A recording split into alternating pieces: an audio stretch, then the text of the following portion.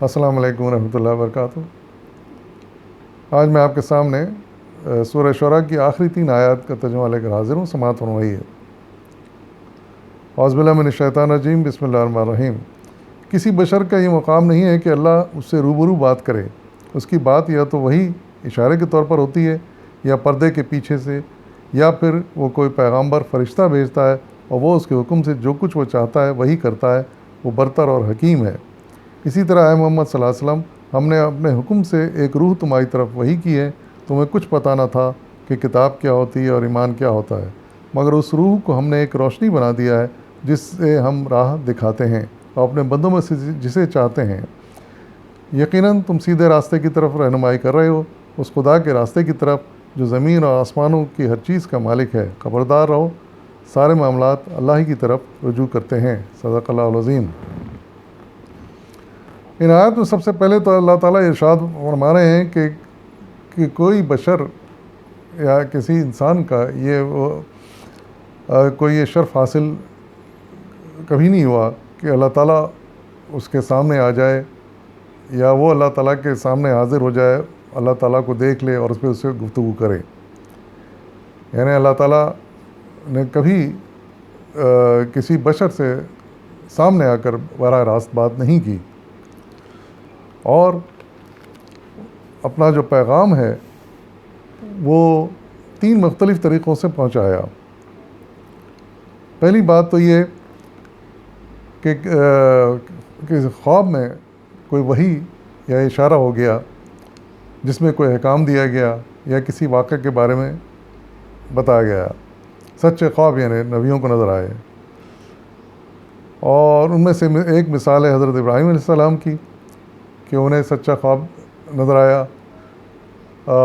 کہ وہ اپنے فرزند حضرت اسماعیل کو ذبح کر رہے ہیں۔ اللہ تعالیٰ حکم دے رہے ہیں کہ ان کو ذبح کرو، تو آپ نے حضرت ابراہیم نے وہ خواب سچ کر دکھایا اور حضرت اسماعیل کو ذبح کرنے کے لیے لے گئے، لیکن پھر عین ذبح کے وقت اللہ تعالیٰ نے ان کو ہٹا کر ان کی جگہ ایک دمبا یا بھیڑ رکھ دی، اور اس طرح یہ خواب حضرت ابراہیم نے پورا کیا، سچ کر دکھایا۔ اسی طرح سچے خواب کا سلسلہ حضرت یوسف علیہ السلام کے ساتھ بھی ہوا۔ ان کو بھی سچے خواب دکھائے جاتے تھے اور رہنمائی کی جاتی تھی، جس میں سے ایک مشہور خواب یہ ہے کہ حضرت یوسف نے دیکھا کہ 11 ستارے، سورج اور چاند ان کو سجدہ کر رہے ہیں۔ تو ایک وقت آیا کہ جب ان کے سارے بہن بھائی یعنی وہ ستارے اور چاند اور سورج یعنی ان کے والدین انہوں نے ان کو تعظیمی سجدہ کیا، جب انہیں پتہ چلا کہ آپ جلیل القدر پیغمبر ہیں، اللہ تعالیٰ کے رسول ہیں، تو پھر انہیں تعظیمی سجدہ کیا تھا۔ تو یہ تو ایک طریقہ ہوا کہ اللہ تعالیٰ سچے خواب اپنے نبیوں یا رسولوں کو دکھاتے تھے، جس سے ان کی رہنمائی انہیں ملتی تھی۔ دوسرا طریقہ اللہ تعالیٰ نے اختیار کیا کہ آواز دے کر مخاطب کیا اپنے رسول یا نبی کو، اور پھر ان سے گفتگو کی۔ یہ طریقہ حضرت موسیٰ کے ساتھ اختیار کیا گیا تھا۔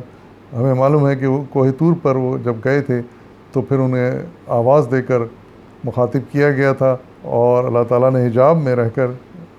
ان سے گفتگو کی تھی اور ان کو احکامات دیے تھے اور ان کو تورات عطا کی تھی۔ تو یہ دوسرا طریقہ تھا جو اللہ تعالیٰ نے انسانوں کو مخاطب کرنے کے لیے اختیار کیا، اپنا حکم بھیجنے کے لیے، پیغام بھیجنے کے لیے اختیار کیا۔ ایک تیسرا طریقہ اور اللہ تعالیٰ نے اختیار کیا، وہ حضرت جبرائیل علیہ السلام کے ذریعے سے اپنا پیغام انسانوں تک، رسولوں تک اور نبیوں تک پہنچا گیا ان کے ذریعے سے۔ تو اور یہ طریقہ حضور صلی اللہ علیہ وسلم کے لیے اس ساتھ زیادہ اختیار کیا گیا۔ حدیثوں میں آتا ہے کہ اور طریقوں سے بھی ان کو وحی کی جاتی تھی، یعنی سچے خواب کے ذریعے سے اور آواز کے ذریعے بھی ان کو پیغام دیا گیا۔ مثال کے طور پر معراج کے موقع پر اللہ تعالیٰ نے ان سے گفتگو کی، لیکن حجاب میں رہ کر، اور وہ نماز وغیرہ کے احکام ان کو پہنچائے گئے تھے، دیے گئے تھے۔ تو اور تیسرا جو طریقہ جو ہے اس میں کتاب کا پہنچانا بھی، یعنی فرشتے کے ذریعے، حضرت جبرائیل کے ذریعے جو پیغامات بھیجے گئے ان میں دوسرے پیغاموں کے علاوہ یہ کتاب کی آیات بھی جو ان کو نازل کی گئیں، اور حضور صلی اللہ علیہ وسلم کو وہ سنایا کرتے تھے، جبرائیل آ کے آیات کی تلاوت کیا کرتے تھے، حضور صلی اللہ علیہ وسلم ان کو یاد کر لیا کرتے تھے، پھر وہ جا کے اپنے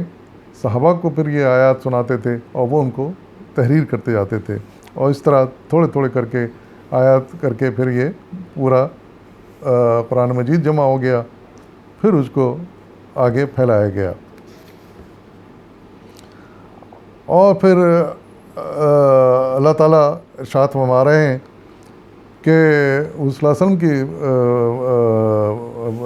وضاحت میں یہ جو کفار مشرکین الزام لگایا کرتے تھے آپ کے اوپر کہ یہ کلام آپ اپنی طرف سے گھڑ کے لا رہے ہیں اور اپنی طرف سے بنا کے ہمیں سنا رہے ہیں، تو اس کی وضاحت میں اللہ تعالیٰ نے یہ بات بڑے واضح طور پر ارشاد فرمائی کہ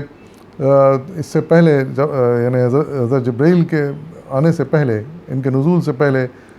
آپ کو پتہ نہیں تھا کہ ایمان کیا ہوتا ہے، کتاب کیا ہوتی ہے، لیکن جب حضرت جبرائیل کے علیہ السلام کے ذریعے سے آیات نازل ہوئیں، اللہ تعالیٰ نے ان کو پہنچائی یہ آیات، اور تبھی ایک روشنی ملی اور راستہ ملتا گیا، اور حضور صلی اللہ علیہ وسلم پھر اسی روشنی میں جو حضرت جبرائیل کے ذریعے آتی تھی، آیات آتی تھیں، اسی روشنی میں پھر وہ آگے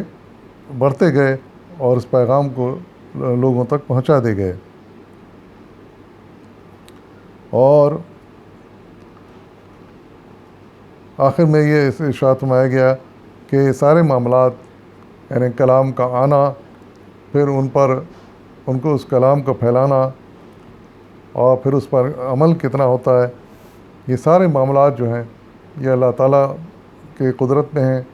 اور وہ جس طرح جب چاہیں ان معاملات کو